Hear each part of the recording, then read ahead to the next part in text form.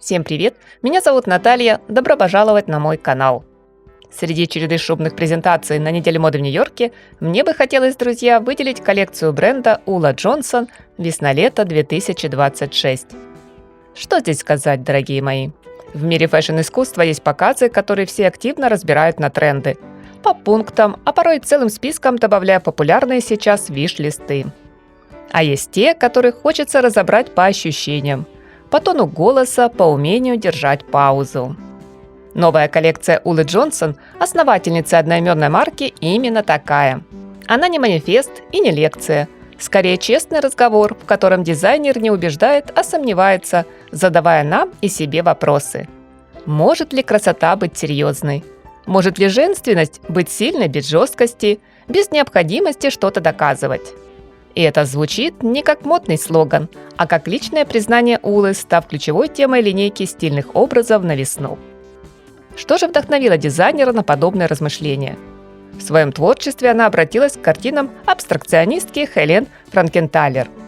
Данный шаг стал следующим этапом после ее работы с полотнами таких известных женщин-художников, как Ли Краснер, Анна Зиманкова и Шара Хьюз.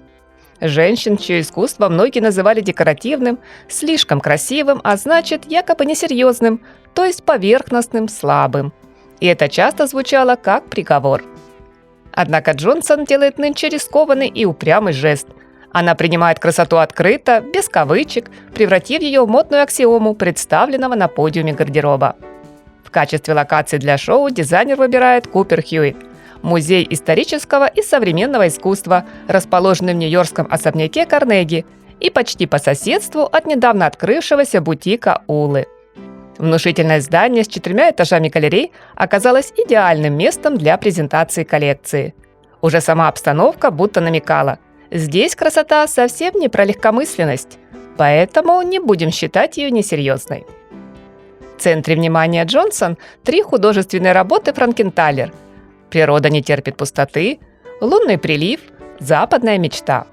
Их краски определили цветовую палитру линейки образов бренда на теплый сезон.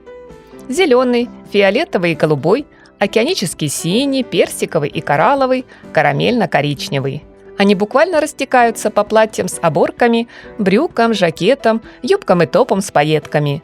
Как ручейки по весне, как наши личные чувства, которым не нужны четкие формулировки. Здесь нет ни графики, ни четких узоров. Чистая живопись. Даже сумки порой выглядят так, будто это небольшие переносные холсты. Полупрозрачный шелк, шифон, хлопок словно наполняются свежим весенним ветром. Платья с разрезами, многослойные юбки, длинные нити бахромы, воздушные перья и цветные пайетки – все будто танцуют при каждом шаге моделей. Долю нежной романтики добавили в гардероб блузы с бантами, легкие накидки, макси на тонких бретелях.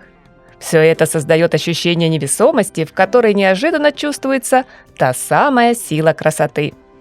Хотя иногда дизайнер рискует.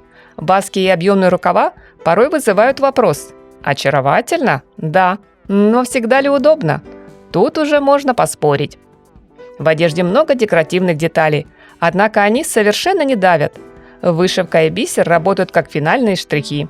Украшения аккуратные, очень изящные, чтобы не вступать в состязание с волшебным цветом и фактурой нарядов. «Мне хотелось передать в коллекции присутствие жизни и радости», — говорит Улла Джонсон. И, на мой взгляд, ей это удалось. А ваше мнение, мои дорогие зрители, я с интересом жду в комментариях.